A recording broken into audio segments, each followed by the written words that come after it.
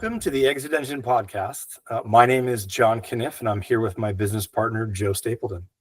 Hey, John. Good morning, man. Today, we have Brian Vogel. He is a leadership and HR performance coach. He started coaching NCAA swimmers on how to perform under pressure.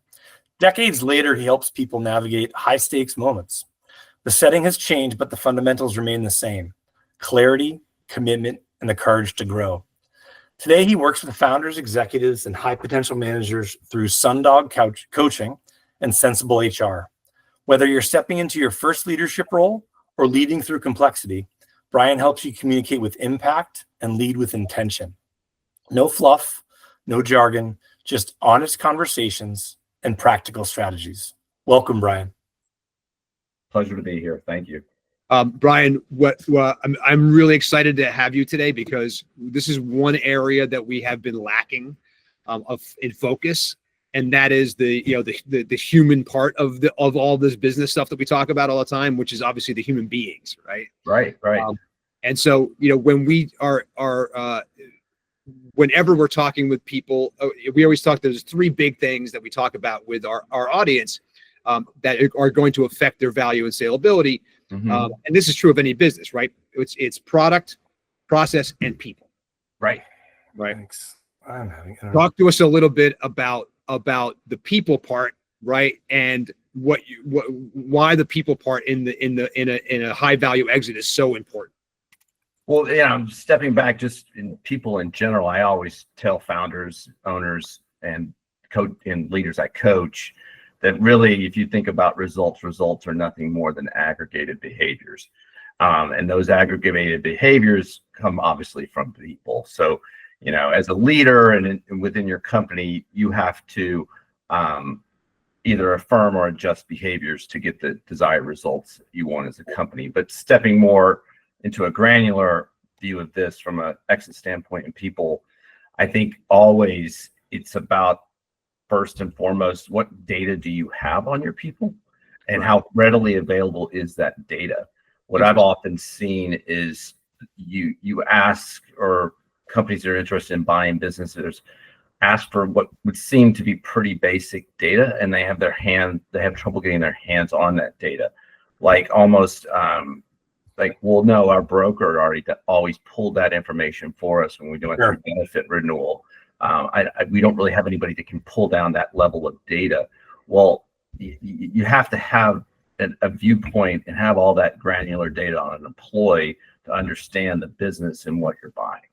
That's an excellent point. Really, really excellent. And I think that's what, again, from an HR standpoint, people are not thinking about the benefits package that you offer, right? The things that you're doing to, all the incentives that all those things, right, that you've been doing it like this for this kind of time are potentially now going to change because you are being absorbed into, right, potentially another larger company. They've got their own stuff. Your benefits and things like that might be going away because you're going to bring in this else. But more importantly, it's about like you said, it's about the employees themselves. Because, guys, I hate to break it to you, but a buyer is going to examine every single employment contract. They're going to look at every single, they're going to look at every single employee, at least on the surface level, about what they do and how much they make and where they are engaged and all that stuff, right, John? They're going to interview the people that are key. If you start mentioning Wendy or Paula or Marjorie or whoever it is, and that they're doing something that is critical to the business, that buyer is going to want to interview them and talk to them. So, you need to know about those people, and you need to make sure that they know that they're going to be part of this deal, whether they like it or not. Yeah. The intel on people are table stakes as I see it. Like, as a buyer of a company or an organization, I don't want to buy that company and organization and then find out afterwards that no one has gotten a raise in the last 3 years. Right. And, I want to understand, okay, when was the last time folks got an increase? What was that increase? How did you determine what that increase was? And, oh, by the way, I want to look at the data and see, okay, are you paying market for these positions? Or I mean, what's holding on to these people? Is it the pay? Is it the benefits, to your point, Joe? What's driving retention? And I want to know what are those drivers of retention? Because the last thing I want to happen as a buyer is see this be announced and people just run. Hey, I'm Joe Stapleton from the ExitEngine Podcast. Building a business is hard enough, right? Planning your exit shouldn't feel like another lonely, confusing project you have to figure out on your own. That's why we created ExitEngine. ExitEngine isn't just a software tool, it's an entire ecosystem designed to help founders engineer a successful exit. You'll get access to self-assessments, growth roadmaps, and a peer community where you can learn from other founders who've been in your shoes. You'll also find the guidance and expert resources you need to build a business that's actually worth buying and to do it without burning out. Imagine having the clarity to know what your business is worth, exactly where to focus to improve it, and the confidence to exit on your own terms, whether that's next year or a decade from now. You don't have to do this alone. You don't have to build a business alone. Join us and let's build your exit strategy together. Visit myexitengine.com to get started. That's myexitengine.com.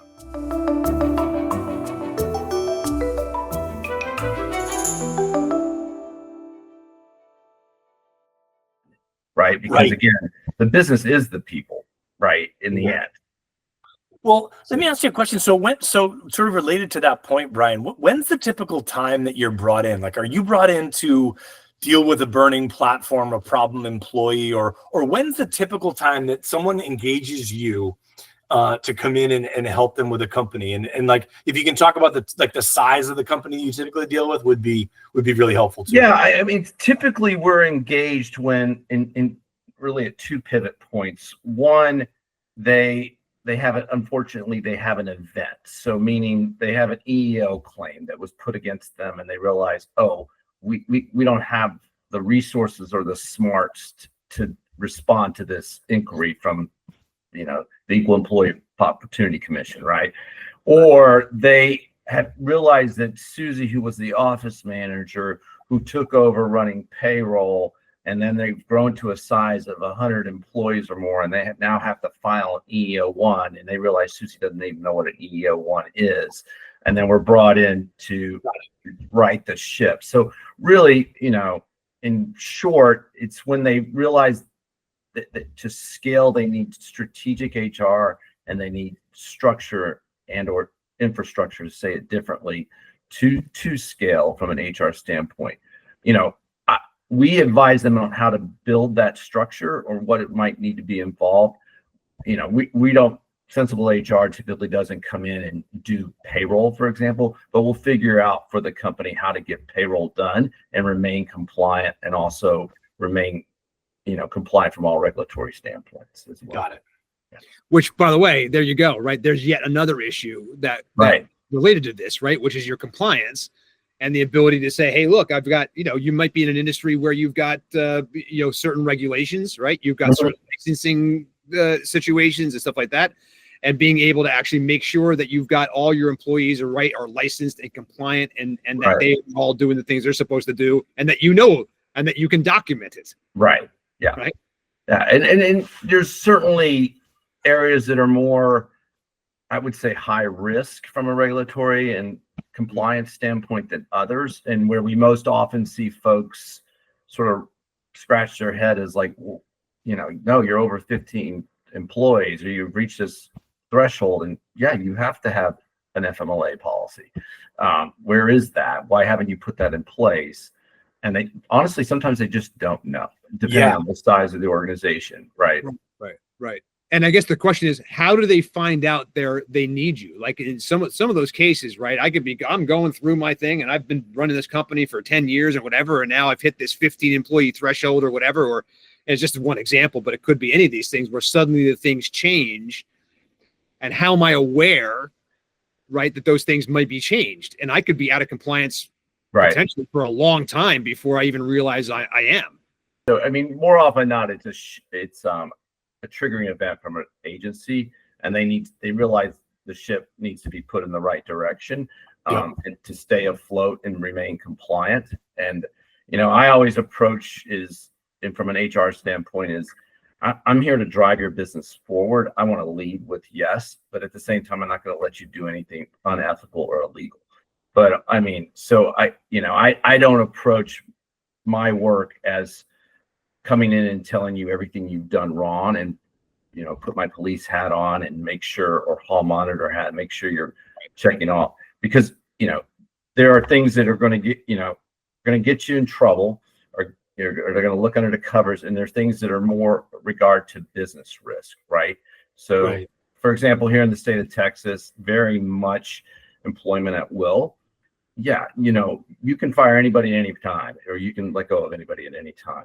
Now, is there risk associated with that in certain cases? Yes, I'll make you aware of that risk, but it's up to you. It's a business decision whether you want to take on that risk or not. Right. Got it.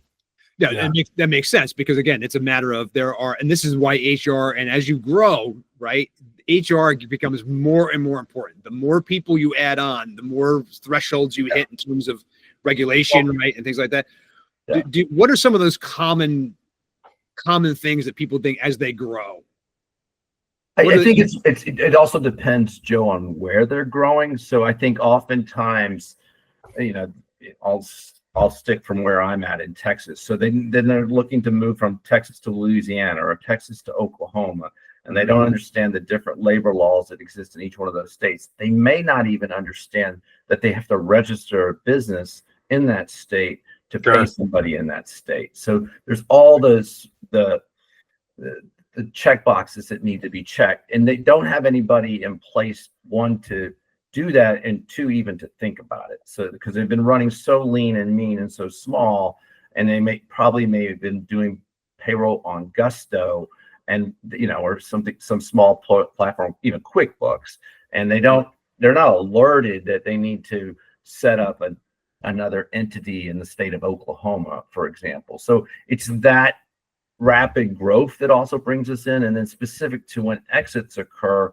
they get a PE firm or an investor that comes in and asks for this information, and they're like, what? And then they're like, I don't even know what that is, right? So and there's certain again, delineations or pivot points. Like once you're over 100 employees, you have to file an EEO-1. And a PE firm, is going to ask, can I see your last EEO-1? And they're going to be like, what are you talking about? And they may not even know they had to file it, and they didn't file it. So it's those types of, I call them aha moments. I also call them oh crap moments. I've got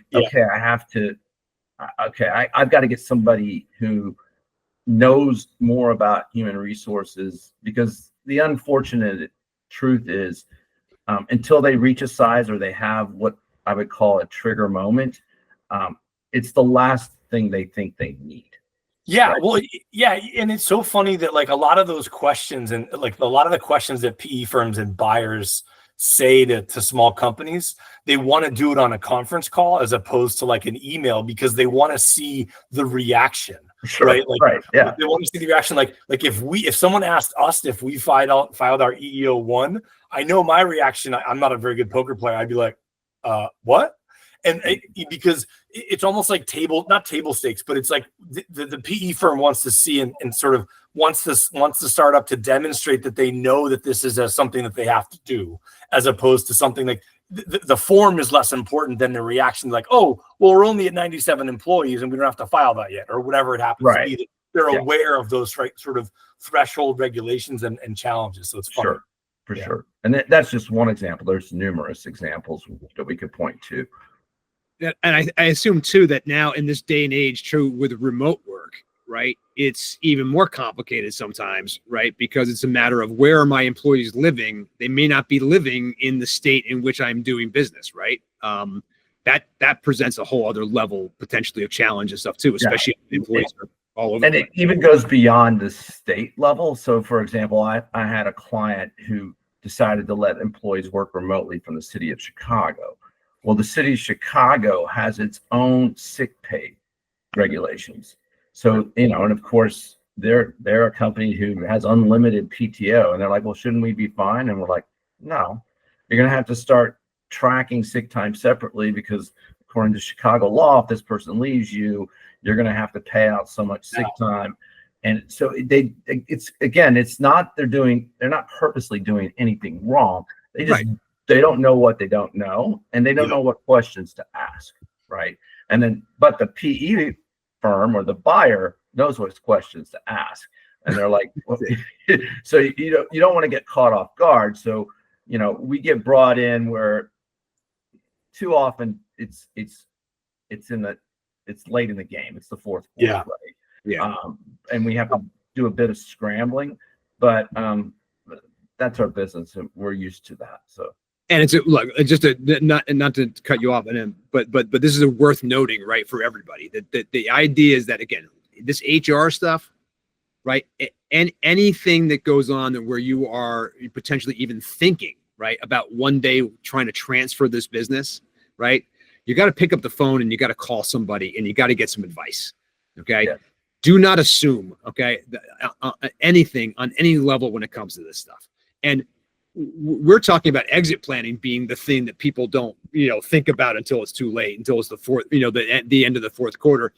But if you're not thinking about your HR growth, right, and the way in which you grow the business and how it relates to the people that are in it and all that stuff, and understand, again, not that you per se as the owner have to know every single rule and regulation, but what you have to do is to be able to have the people in there and have the ways of being able to understand what that information is. To your point, what is it that I don't know about this? And then we haven't even talked yet about the strategic HR growth. Sure. Yeah.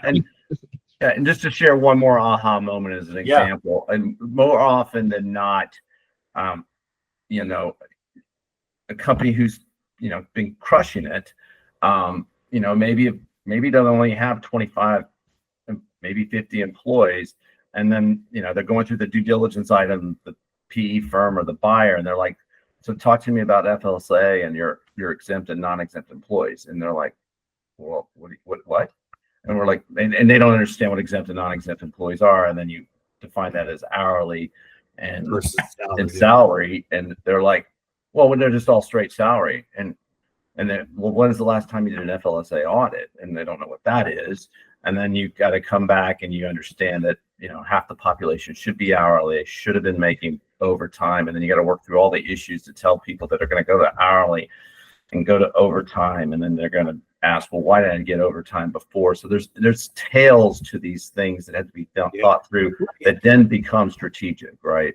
Right. There's like a lot, like there's a place where you recommend changes, and the changes are to comply with some type of regulation. Correct.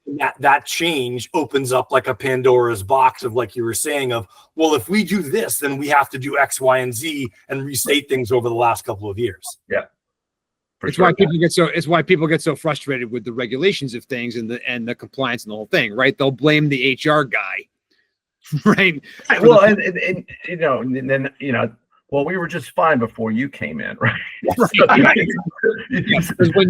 ignorance is bliss, right? And so exactly. And but there was a risk that you may not have been aware of, but the buyer is not going to inherit that risk. They're going to want that straightened through, or a plan to straighten it out. Point. Before they make that purchase. And they're also going to want to know who's going to do it, right? Yeah. And let me ask you, what about like your, HR and legal, right? So like a lot of the challenges that I've had with HR issues that have come up have always involved, like we've needed to get a legal person involved or someone with the law. How are you navigating sort of those, or what do you consult companies to say and to do with regard to like HR and sort of the legal aspect of that? That's a great point, John. So more often than not, we are pulled in because there's an issue, and an attorney, like employment counsel, the good ones will say, hey, look, you don't need to keep calling me about this. A seasoned HR pro can help handle this for you. So, we tend to, when we come in, we'll have employment counsel, and we'll reach out to them when we need to. But when we've come in, their use of employment counsel generally drops, because we're able to, based on experience, know and assess the risk in certain areas. Where it gets sticky and where we'll pull in employment counsel is if we get a demand letter for, what can maybe considered unlawful termination or something like that. And then we have to have an attorney answer that versus somebody in HR land, right? So we actually have services where, like, look, I just need someone to call when I need advice, and we let folks buy blocks of our time, and our blocks of time are much less than calling an employment counsel. So we call that our bat phone service. I love that. For those listeners who remember what a bat phone is. Well, after this podcast, we'll talk about one particular crazy story that I had that I'm not going to tell on this podcast, but it's I wish I had a bat phone at that point. It was 7:30 on a Tuesday morning, and it was sort of just a crazy one, but that's another thing. We'll talk about you started your career working and coaching, frankly, like elite athletes. So how does that like elite athlete coaching relate to dealing with, high powered founders who are go, and what are the commonalities between those two audiences? Yeah, I think an elite athlete who has always seen success, it's really about that success being challenged, or knowing it's going to be challenged, and what frame of mind that they come into the competition with. So they may have gone the whole season swimming dual meets in the conference, and then they're going to get to championships or NCAAs, and they're going to face someone that they've never faced before, and they're going to be behind in the race after the fourth 100 or whatever it might be. I think the similarity is, okay, how do you handle being in a place where you have to come from behind, right? And, in the case of folks that you're working with, they've probably never been questioned about their business. And they've always seen its success. And when they're challenged, they're not accustomed to be challenged. And how they respond is, usually defensive, like, who are you? Why are you to question me? My business has this revenue year over year. I'm willing to sell it for you for X. It's a bargain basement price. Stop asking me all these questions. And they react that way. Same thing back to it. Were you in the room during our last negotiation? I'm just thinking the same thing as we when we were purchased. Right. The questions just kept coming, and it's like, how many times can I answer seemingly this similar question, right? Like, what do they want to hear in my answer? Because I think I've answered this question 4 times, and I hadn't. It was all different questions, but yeah, for sure. Yeah, I think again, we cut you off, but I think what you were talking about was, again, the notion of these founders and the whole thing having to even ask for help, right, is the first challenge, and getting them to be able to say, oh, and again, like you said, the reason that they start asking for help is that they suddenly realize, oh my God, I don't know what to do, right? Yeah. Or I didn't know about this, so now I'm scared, and now I'm reaching out because I need, obviously, for to take a look at it. And by the way, it's not much different from the way it works with us, Right. Is that, and it ties into also to the Sundog coaching part of my business and the leadership coaching I do. I focus on first-time managers and all the way up to the C-suite and executives. But the difference between working with the C-suite or the founder executive versus the first-time manager is, the first-time manager, I can start coaching right away, right? The founder or the C-suite executive, the first thing I got to do is get them to park their ego, right? Because until they park their ego, they're not going to really listen, nor are they going to understand. And we all have warts and we all have blind spots, and so much of coaching is about self-awareness, right? Mm-hmm. But a founder and someone who's been uber successful and has a company that's someone's willing to buy, someone may have never ever pointed out their warts or their blind spots.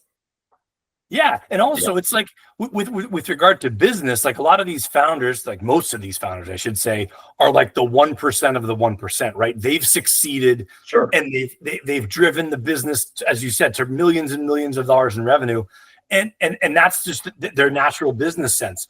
Where HR comes in is it's not intuitive a lot of cases, like the things they should do with an HR issue.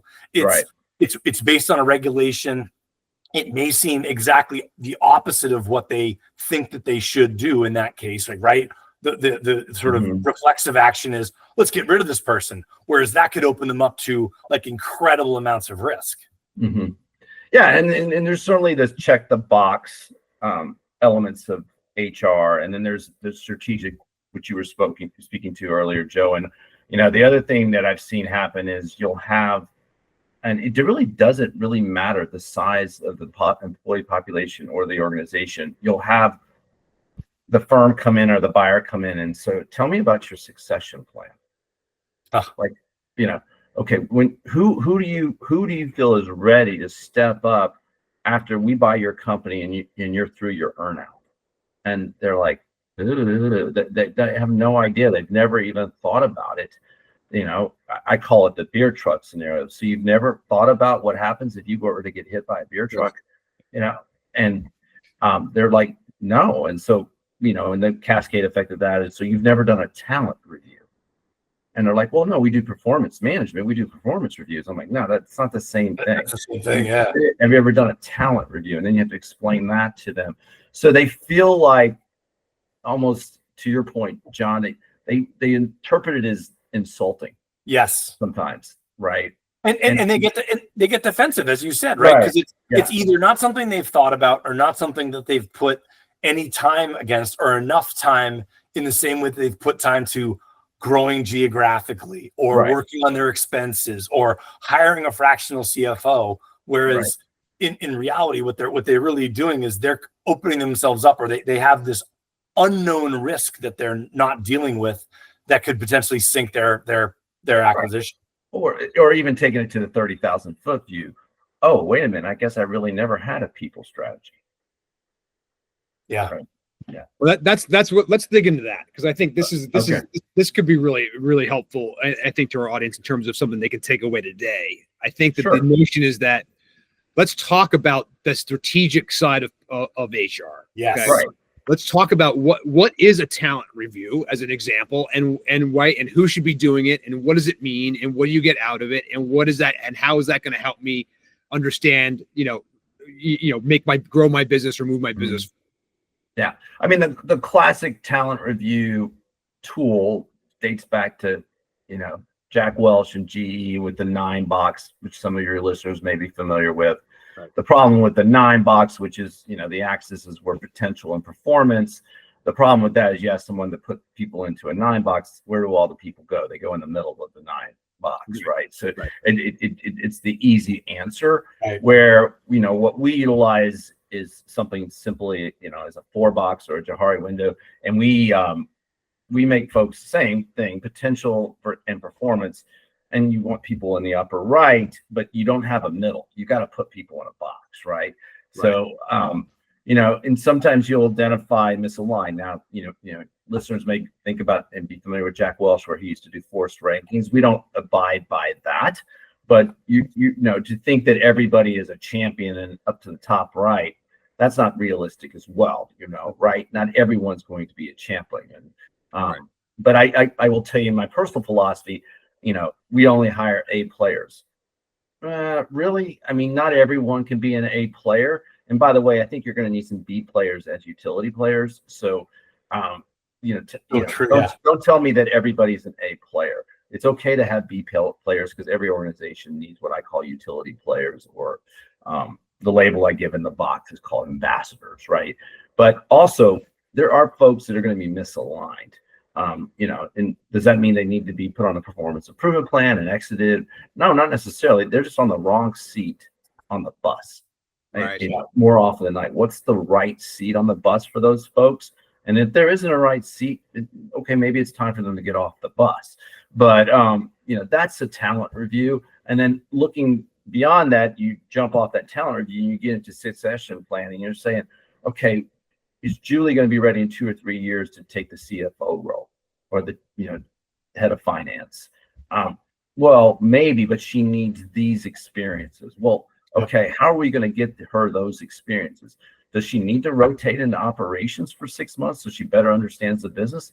If that's the case, then let's do that. Let's make that happen.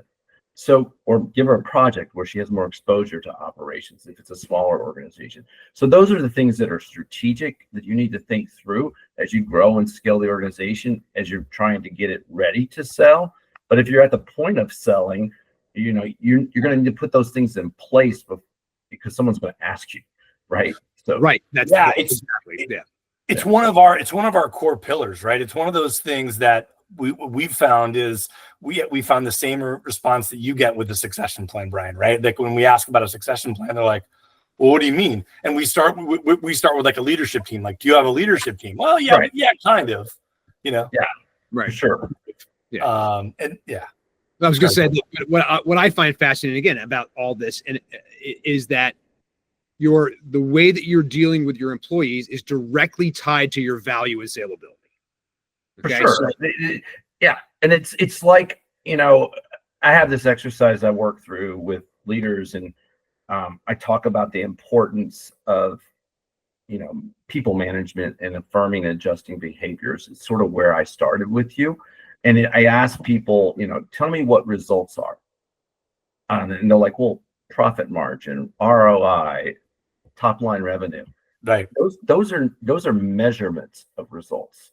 They're not really results. Good point. And results, you talk about product, process, and people, those are all, you could argue equally important, but of those things that really, really drive results, it's people's behaviors, right? And in the end, aggregated behaviors are what drive those results, and they drive ROI, and they drive profit margin, and they drive top line revenue. Yeah. So, if I tell folks, what are the strengths of your people management skills within your organization? How well are those people affirming and adjusting behaviors that align to your mission, vision, and values, and the behaviors that are associated with the values? That's what makes an organization, great, right? Well, yeah. And that's what people want to buy.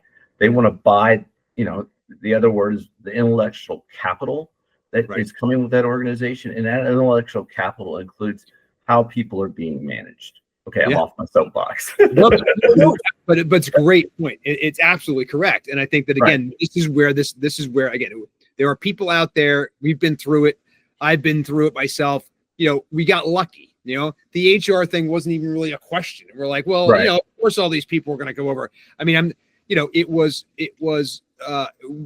You can luck your way through it, right? Or you can plan to be able to actually do it on purpose and to optimize it.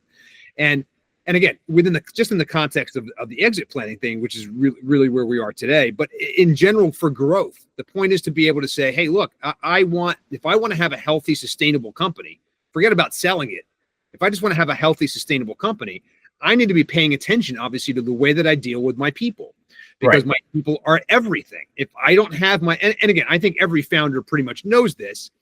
Again, their ability to be able to hire good people, that's an issue. Right? I mean, that's one area where people are good, bad, or whatever. I don't mean good, bad. I mean, where there's a strength or a weakness, right? There is the way that I manage those people in terms of what they do every day, and what the organizational structure is, and what are the processes in place where people do that, right?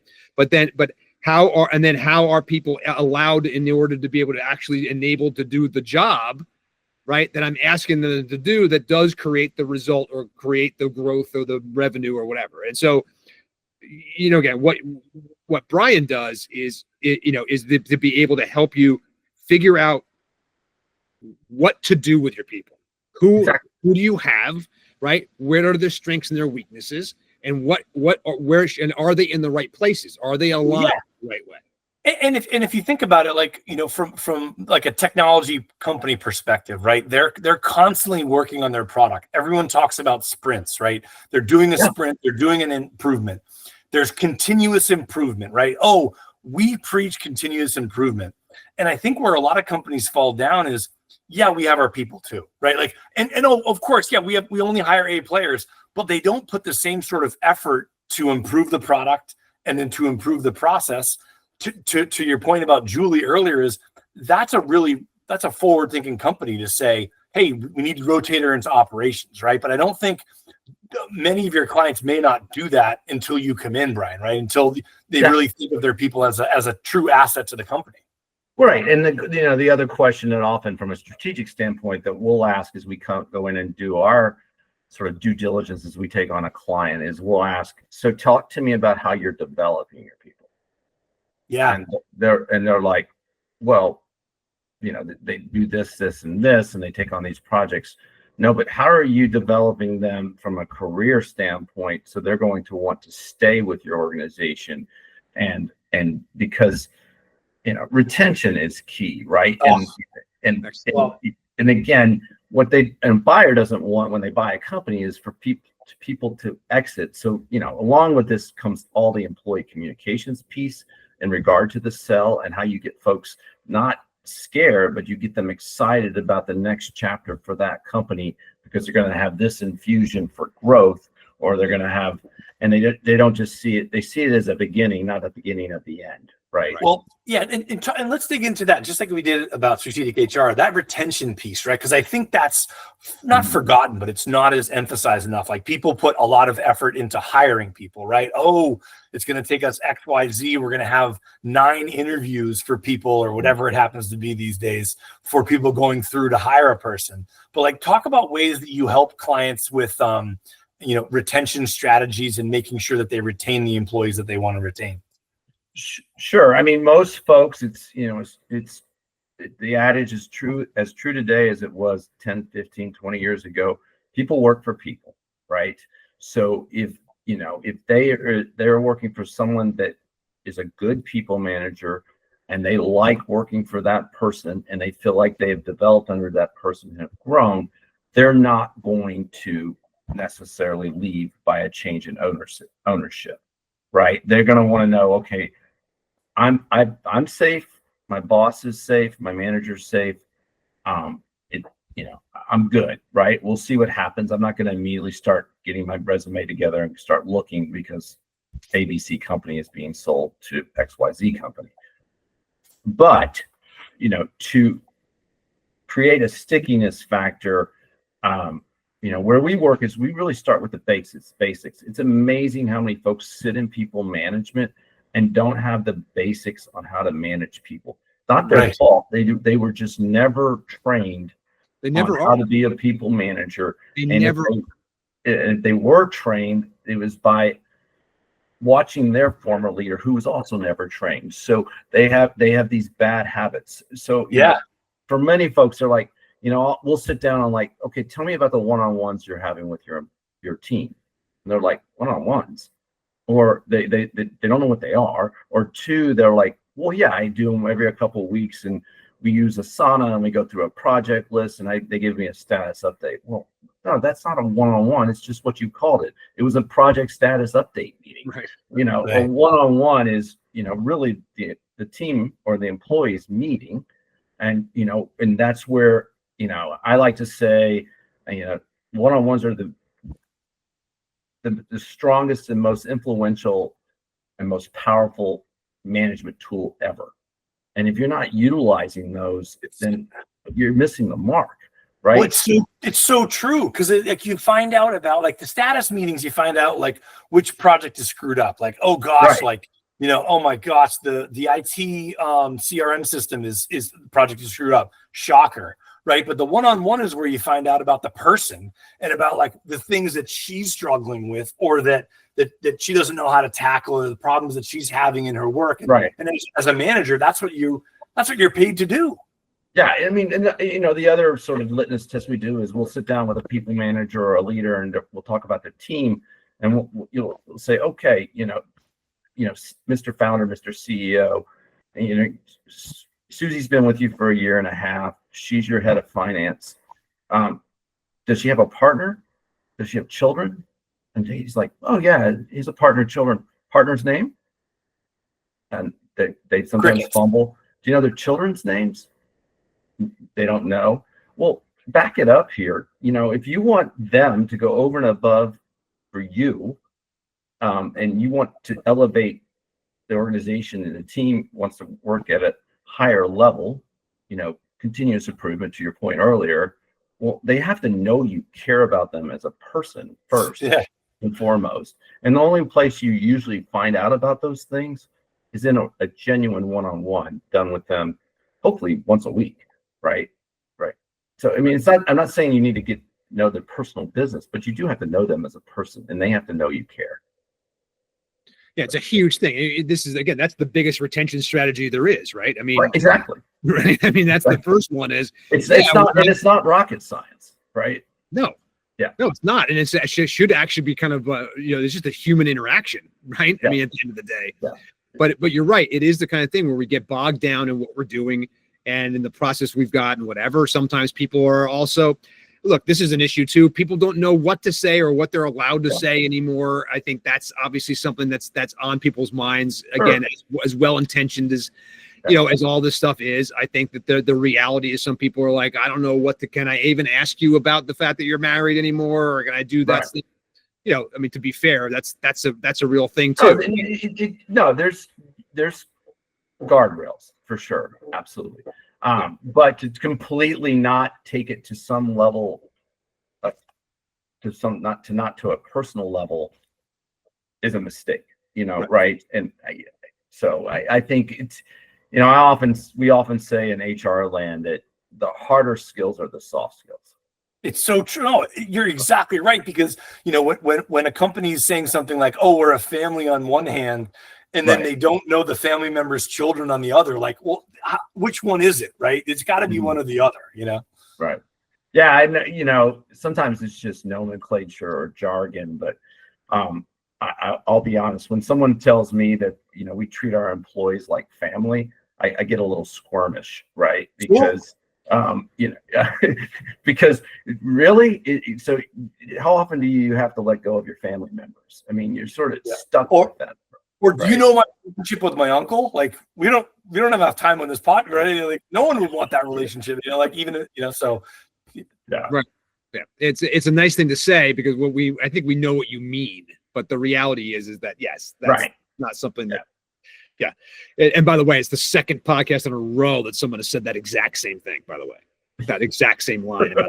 It's which obviously, makes it, it's very true, right? It's like we're family, we're whatever. It's like, okay, but again, it's there are some things that go along with that aren't going to be very family-like, and you've got to be able to know the difference, right? Again, back to the retention thing, because I think, again, this is a big thing. So we talked a little bit about, again, that one-on-one meeting being the most important meeting that you have on a regular basis with whoever you're managing, right? Exactly. What are some of the other retention strategies that you talk with founders about? I think oftentimes people are there and want to have a purpose. So what level of autonomy do people have? Right. And I think that knowing their manager cares first, knowing they have autonomy and they can do and make decisions and feel empowered to. And then 3, where we often have to also dig in, is, do they feel like they're being paid fairly? Right. And so when was the last time you looked at market for any of the roles that you're paying? And are you competitive and within, being paying at the mean or the 50th percentile from a market perspective? Often when we talk about that, we get deer in the headlights. Like, well, what are you talking about? But the reality is, even 90 days after someone's even hired into a business, they're already out there looking again. So the loyalty is somewhat out the window. Now, are they necessarily chasing a paycheck? Not always. And more often than not, they're running from a bad manager or a bad boss. But they're also, what's equally important is, from the benefits side of things, what level of flexibility does an employee have? Like it or not, it ranks high especially with many generations that are in the workforce today, Gen Z being one of them, that they have some level of flexibility. The pandemic proved out that people could work remotely. They want that flexibility in their schedule. And the idea that you don't have that level of flexibility, and you don't have a good reason why they're being chained to a desk between 8 and 5 every day. Well, if you don't have a good reason why they need to be there, other than you feel guilty because you're paying for expensive real estate because you signed a lease that was 10 years long and have office space that's not occupied all the time, then you need to think about, okay, how is this being consumed by your employee population? And if they are getting the work done and they're doing it well, why does it really matter how many hours they're in an office or where they're doing it from, as long as you're staying in compliance? Not saying let all people work remote. I'm not of that opinion, but I do believe that you're going to have a greater level of stickiness and better retention if you have some type of hybrid model between remote and in-office work. Yeah. And even if not directly that, like, look, you have situations, right, where you just can't do that. Someone has to be on site doing a thing. Yeah, no, in a manufacturing setting, you got to have somebody there. Understood. But in general, I think the point is to know is that what you're saying is that that's one way, right? But the reality is that what people want is not just a paycheck. People now need this flexibility. And here, right, it's not, I can't get the things done I need to do as a human, right? If I am unable to get away from my desk for 15 minutes in the afternoon, right, to do anything, right? We see this all the time. I do a lot of coaching too, sports kids coaching and stuff like that. And I'm constantly seeing parents who just are like having a problem getting there at 6:15 or 7 o'clock, for a practice at 6:30. But well, I can't get off work in time. I can't do the thing. It's like we can't get there. And then I've got the exact opposite, right? Which is so many people now are working from home, including myself, right? That I can do all kinds of things that I couldn't do before, right? Sure. I mean, but the benefit that brings to me as a person is like I would much rather get paid less and have a flexibility, right? Than making money and being chained, like you said, to a desk for 40, 50, 60 hours a week. And certainly, the caveat is it depends on the job, right? I mean, there's certain jobs where you can't do those remotely. You can't work in your home office like you and I and a lot of folks are able to do because we're knowledge workers. But at the same time, if someone needs to cut out at 3:30, go pick up their kid from daycare, and they want to come in at 7 to do that after they drop them off and not be there necessarily what may be considered core hours, which is 9 to 5. If it's not going to hinder the business, you're enabling them to do that and having that level of flexibility. That's going to mean a whole lot more than giving them 50 cents to $1 more an hour, right? So, yeah, which all they'd have to do is spend on childcare or something. Exactly. But think of it from their perspective, right? Because I've been in that exact situation with you when someone has come to me and said, "Hey, can I do this?" And this is before the pandemic. It's like, yeah, and yes, of course you should, and don't ever ask me that again, right? Just do it, right? Like, and that's the way that and I'm forgetting the word, but like you gain so much credence or you gain so much sort of cred with that employee when you say, "Hey, no problem. Do that when you need to do that." Mm-hmm. Yeah.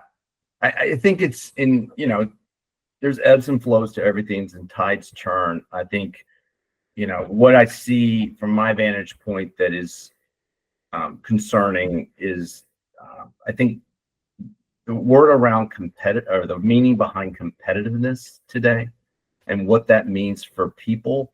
I don't know if we want that being tied to it. So I think, the idea that to be competitive, we need folks in the office, we need them grinding, we need them here, 10 hours a day. Do I think people can be more focused? And do I think in certain situations is remote work taken advantage of? Yes. But I think we're turning the pendulum too much to the other side currently, in my view.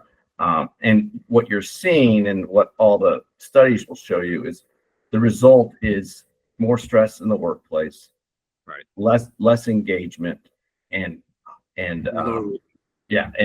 higher levels of burnout, right? Yeah. So which is directly related to your retention. And so, right, that's why people start to leave. You brought something up before, and I think actually, John, you mentioned this the other day when we were talking about this too, which is that people don't leave jobs; they leave bad managers. So true. No, they do. Right. Well, when I think of the jobs I've left over the course of my career, I go back and it's like it was either like a toxic situation, one, or a craziness, or a bad manager. Right. Like, and if you think about, John, your best manager, that's probably a manager that really, one, knew you, two, knew your family and your situation you're in and where you were in the cycle of life. And you knew they really cared about you. And I still talk to her today. It's so funny you say that. Like I sent an email to her 4 months ago about catching up because I haven't caught up with her in a couple months. Right. And that job was 20 years ago. Yep. And still talk to her. Yeah, for sure. Yeah, it's the kind of stuff that makes it a huge difference. It makes the impact on people's lives, and it's not just about. But again, bringing it back to the business thing, the notion here is that it's nice that we're all nice to each other, and that's good. But like you said before, it's like if I'm looking at my competitive situation and I've got a highly charged competitive situation in my business where I need to make sure that I'm getting out what I'm getting out, et cetera, whatever that result is, and that I'm pumping the widgets out or whatever I'm doing. What you're saying is that there's the two things are not mutually exclusive, right? Not at all. No. Yeah. The ability to be able to say, hey, look, there's a fine. You're striking the balance. That's what you're looking for, right? In this stuff, and whether you have the employees here or you have to or not, or no matter where they are or where they're sitting, the ability to be able to recognize that your employees are what you're saying is giving your employees some flexibility in terms of what they do and how they operate is one of the best ways to be able to retain them long term. Right. And I think some of this is just a mind shift, right? So oftentimes we'll sit down with a founder or a leader and, the margins are slim and they're trying to increase those margins to make the organization more sellable. And they immediately where they go to is, my highest cost is people, and salaries. Well, no, don't think of it as a cost. It's your biggest investment. Right. Yeah, no, that's an excellent point. I mean, that's right. If anybody's looking at their employees like they're a cost center, that's then I would urge you to actually hire Brian immediately. All right, and take a look at that stuff and take a look at yourself, because the reality is that there are probably other things that you are missing, by having that mentality. Right. Mm-hmm. In other words, what we see all the time, the financials and the things that when we're looking at, remember what we're doing a lot of the time, the essence of what we do is putting people through due diligence before they go due diligence. Right. Sure. I mean, if you think about it in its kind of most basic, thing, what exit planning really is understanding where I am right now and where I want to be able to get to. And then I'm going to formulate a plan to be able to get there. And that plan is going to take a year or 2 or 3 or whatever, how much time I have. And I'm going to work that plan as much as I possibly can. And I'm going to bring people in to do the thing that I got to do to fix it or to raise it or to, or to solve that issue so that when a real plan comes along, they can see this stuff and it's all buttoned up. They're getting all the information they want. And it looks like a healthy company. And boy, this transaction is going to go really well. And I've just raised my multiple as a result because I got 4 or 5 different companies that want to buy me right now. Right. And so that's the kind of the big picture. But the notion is that your people, the employees that you have that are actually making this stuff happen, are the biggest investment you make. More important than the equipment, more important than the office space for sure. More important than my subscription to, certainly more important than my subscription to whatever software thing I'm using. Right. Right. Yep. So I mean, the bottom line is that if you are already at a point where you are looking at you're frustrated by the cost of labor, that's a problem. Yeah. Then you've got a bigger problem. Right. And Brian, what are some things that we haven't talked about so far that either come up in your business or you feel are important with regard to the strategic stuff you're doing or the consulting you're doing that either we haven't addressed enough, or something that you want to mention that's sort of critical to the work that you do with your clients? I think there's several areas. I think one I would highlight is the level of leadership within an organization, because what got you to where you are today is not necessarily going to get you to where you want to go tomorrow, right? It doesn't mean the folks are not good at what they do, but so a quick story. So when I spent 4 years at Indeed, I worked as an HR business partner before I started the two companies I have now, Sundog Coaching and Sensible HR. And what I tell folks is I rode the wave at Indeed. So Indeed, 2009 was bought by a Recruit out of Japan for $1 billion. They let those folks, sort of move along for 5 years. They invested a lot of money, and then they expected, growth. So what did growth look like? When I came into Indeed in 2016, there was, 2,500 employees in 10 locations around the world. What the growth looked like 4 years later was 10,000 employees in 30 locations around the world.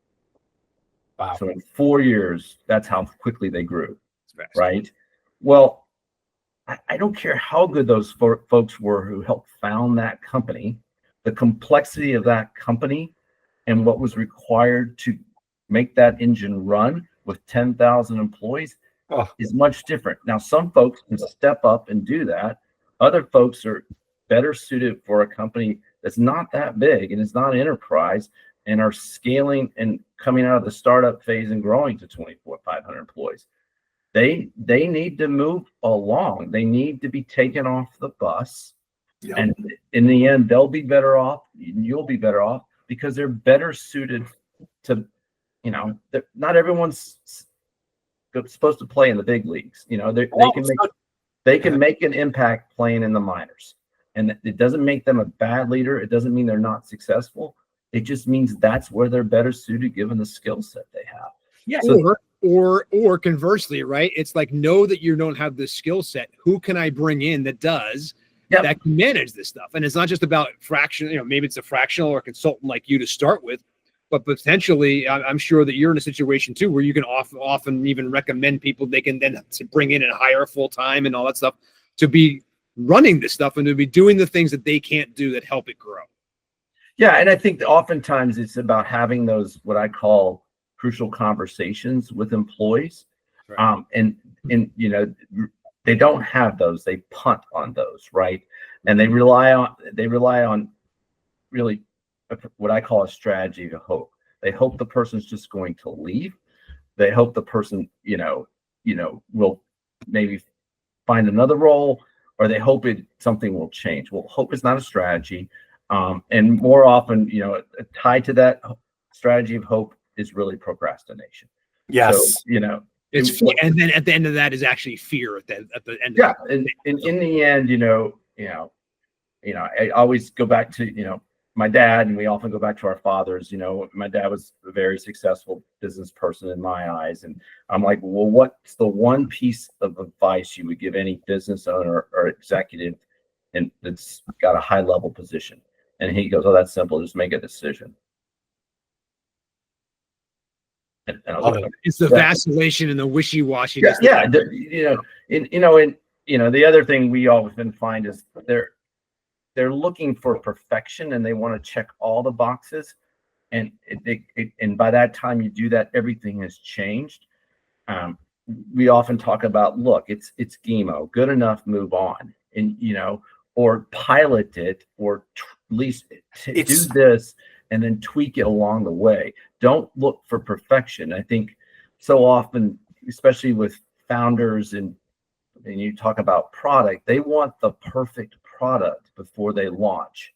Well, no. It's so hard to get people out of that mindset, though. Like, with regard to, no, you don't want to launch something that no one can use.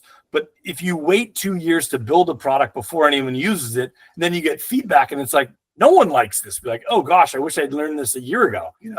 Yeah, and in a software company, we all know this. It's, someone wants to come in and invest or buy a software company. They want to know what the MRR is. They don't want to know how great the product is and what are the next line of features that are rolling out. Right. Tell them Their what the assumption is MRR. that if you have that MRR, that your product is good. Yeah. Like Right. that's how you tell. That's how you know the product. That's how we qualify it, right? Is that it's making money. Right. Now, the product could be changed and adopted, and we want the user feedback, and you want to optimize it and twist the screws and make it as good as possible, whatever. Or maybe you want to realize that you need a new product to be able to enter into that market or whatever. That's how we treat product development, right? Yeah. And when employees are not naive, they want to see traction when they're sitting in those situations. They don't want to be told, we're going to iterate on this product feature again because we feel like it's going to be more sellable.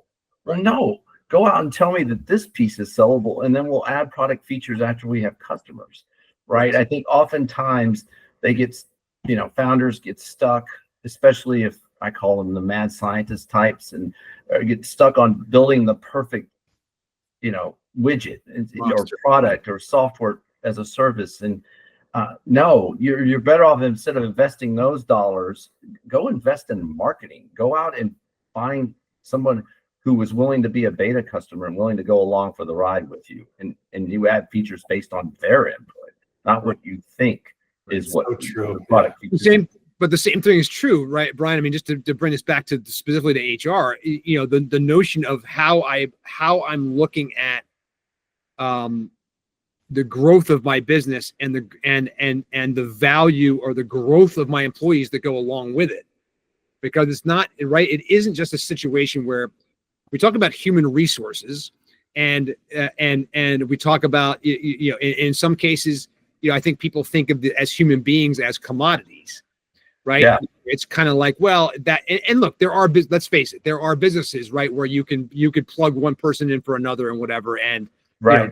There wouldn't be much difference. Right. I mean, that's the truth. But at the end of the day, if you've got 5 people with this personality working in the whole thing, that would be really great in some other situation, but are now in a situation where that creates conflict. Right. Something like that. Or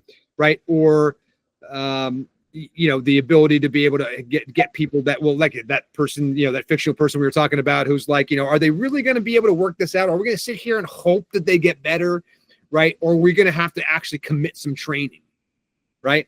Do I have to put more money into training these people and getting them to a level and things like that? Those are all things that, and I'd rather train people ahead, right, than be constantly spending money trying to find new people to fill in that require to be re-onboarded and retrained in what we do and how we do it. That's the expensive part.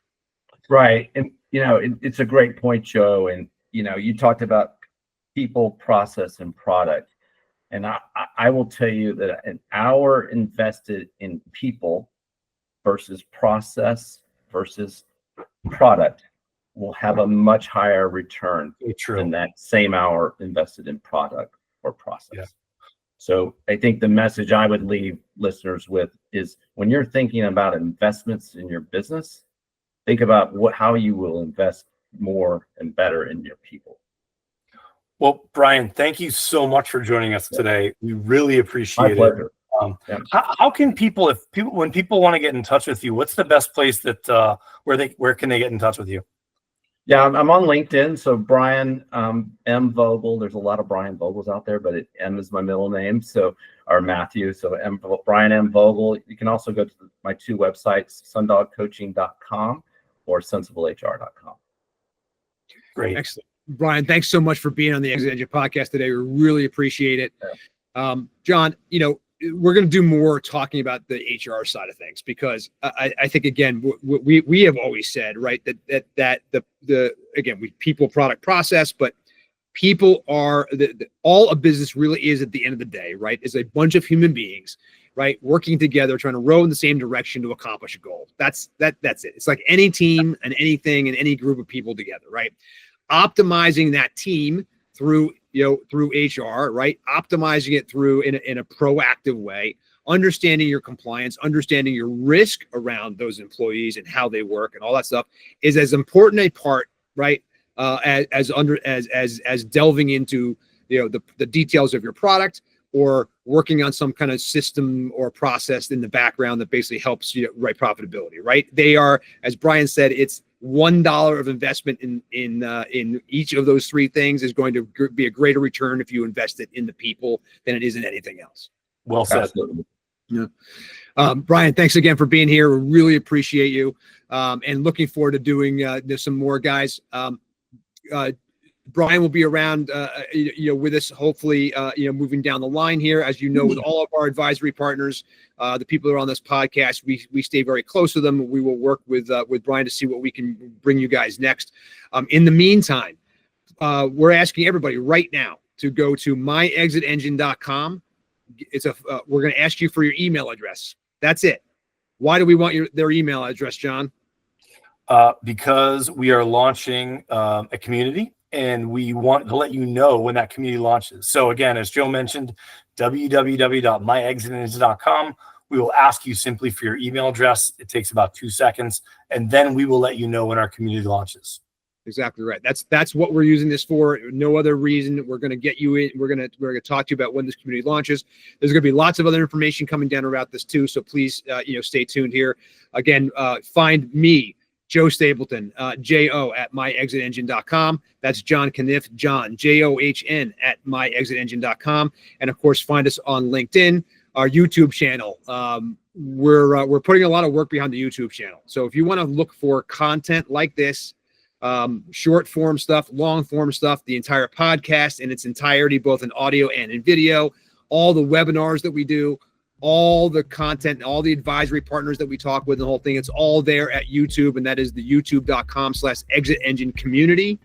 You can find us there as well. So go check it out, subscribe, share with a business owner you love, all that great stuff. John, thanks again for being my partner. Really appreciate you. Brian Vogel, thank you again so much for being here with us today, and we're looking forward to seeing you again really soon. My pleasure. Thanks, guys.